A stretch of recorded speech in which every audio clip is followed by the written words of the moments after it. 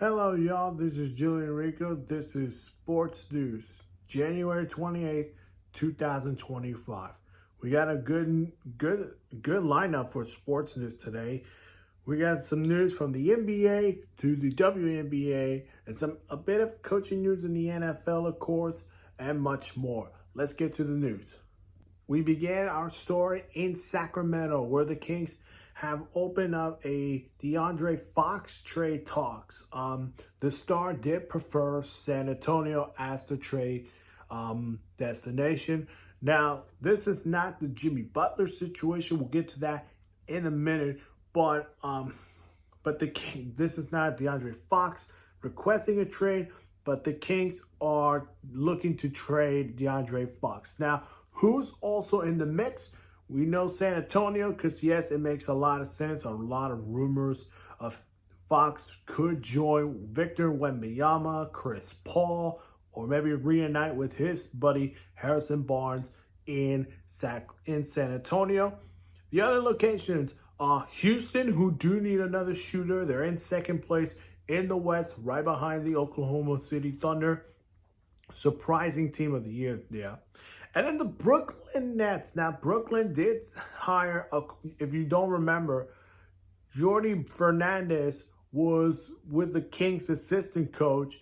So that would make a lot of sense too. Of course, Jordi Fernandez is the bench coach for the Brooklyn Nets. So that's something we could keep an eye on. Those are the only three spots as of right now. If I were to pick where Fox could go, I think San Antonio. I think it makes sense. He would go with a Chris Paul, with Victor Wembanyama, and they could probably be a contender for what I would be in a play-in tournament spot. So we'll keep that up. I'll keep that updated when we get to that trade news. Speaking of trades, let's get to this news. The big story of this month has been Jimmy Butler getting suspended 7 games, then suspended 3 games, then 2 games, and now he's suspended indefinitely from the Miami Heat just yesterday. I'm assuming yesterday after the game between Miami and Milwaukee, which happened last week. I'm sorry. But here is what I'm hearing. The Miami Heat are conditionally optimistic about finding Butler trade partner. Who are the trade talks? Well, the Phoenix Suns. Now, the Suns are looking to move on with Bradley Beal, who they acquired him last offseason from the Washington Wizards. They're looking to move on with Bradley Beal. That's one. Another team that could make sense is the Golden State Warriors. Again, a month ago, they did report that they are looking for a star. They did add Dennis Schroeder from the Nets, but they are thinking about adding another superstar in there. Jimmy Butler with Steph Curry, Dennis Schroeder, Draymond Green, Jonathan Kuminga, who's stepping up in his best year. That's an all-star lineup in Golden State. That's what we're hearing right now. But the Heat are looking to trade Jimmy Butler before its February 6th deadline. So that is going to take place next week. So I'll bring that trade news on that day. But for right now, Jimmy Butler and the Miami Heat, they're about to get divorced. And the Heat will look to find a new home for Jimmy Butler. The NBA will continue the 2-day format for the 2025 draft. It all started, of course, last year's draft. They started in day 1 and then day 2. I actually think this makes sense. I think they're trying to do what the NFL is doing with day 1, day 2, day 3 NFL draft. And now they're doing it with the NBA draft, day 1 and day 2. The Warriors are retiring Andre Iguodala's number 9 jersey. Now, he's been an NBA champ with the Warriors, of course. That Dynasty Warriors with Steph Curry, Draymond Green, Kevin Durant, Klay Thompson, Andre Iguodala in there. That was the best starting 5 in that Golden State Warriors decade. But the Warriors will be retiring his number against the Mavericks, who the Mavericks will be coming in. Klay Thompson again will get his revenge game against the Warriors. Let's go to the WNBA, where the women's NBA has been out. It's been going to a hot start. I did miss the trade, the blockbuster trade, the three-team deal. But we got another big trade here. The Phoenix has acquired Alyssa Thomas from the Connecticut Sun. Now, Connecticut will also receive Natasha Cloud, Rebecca Allen, and the number 12 pick if in the WNBA draft, while Phoenix will be getting Alyssa Thompson and forward Teresa Harris. And a big trade, of course. Yeah, that's a massive trade for Phoenix. How do I say it? For the Connecticut Suns, yes, you lose a star player, but let the future's on for Connecticut. Bring it on. Another news, Brittany Griner has agreed to join with the Atlanta Dreams. Now, we don't have the contract information yet, but we're hearing that Brittany Griner is joining the Atlanta Dreamers. Let's go to the NFL. A surprise out of nowhere news.